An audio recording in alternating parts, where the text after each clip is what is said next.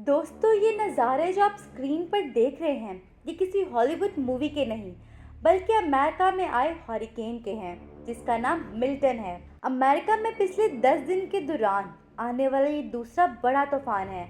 इस हरिकेन को पिछली एक सदी का सबसे बड़ा तूफान बताया जा रहा है और इस हरिकेन को कैटेगरी 4 में रखा गया है, जिसका मतलब है कि इसमें जानी और माली दोनों नुकसान बड़ी तादाद में मुमकिन है। अमेरिका के प्रेसिडेंट जो बाइडेन ने फ्लोरिडा के लोगों को किसी सेफ जगह जाने का हुक्म जारी किया है। इसके अलावा बहुत से रेड जोन एरियाज को एवैक्यूएट भी कर लिया गया है। फ्लोरिडा के इलाके टैम्पा बे की आबादी तकरीबन 30 लाख है, जो कि रिसर्चर्स के अकॉर्डिंग रेड जोन में आता है। उसके बाद ये हरिकेन फ्लोरिडा को हिट करते हुए अटलांटिक ओशन में जा मिलेगा। मंडे यानी 9 अक्टूबर को ये हरिकेन मेक्सिको से गुजरता हुआ फ्लोरिडा की तरफ बढ़ रहा था, जहां इसकी रफ्तार 285 किलोमीटर फी घंटा थी। इस हरिकेन की हवाएं इतनी पावरफुल हैं कि अपने रास्ते में आने वाली हर चीज को तबाह बर्बाद कर देंगी।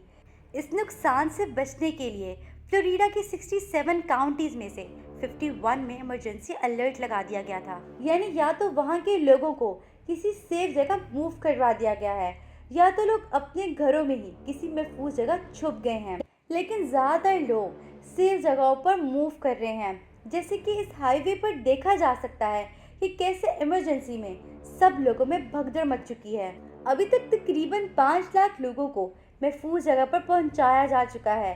रिसर्चर्स एंड अथॉरिटीज़ के मुताबिक इस तूफान के चलते तेज तूफानी बारिश के साथ साथ सैलाब आने का भी खदशा है। यहाँ तक कि 15 फीट ऊंची लहरों के आने का भी इम्कान है।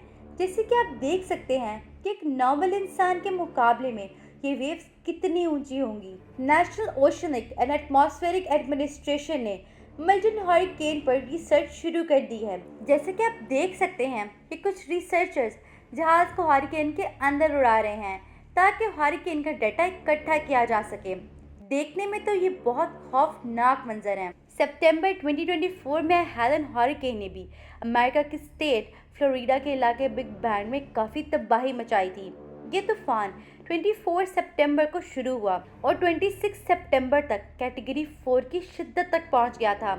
इस तूफान में हवा की रफ्तार 140 माइल्स फी घंटा थी। इस तूफान ने भी मिलियंस ऑफ डॉलर के माली नुकसान के साथ साथ काफ़ी लोगों की जान भी ली।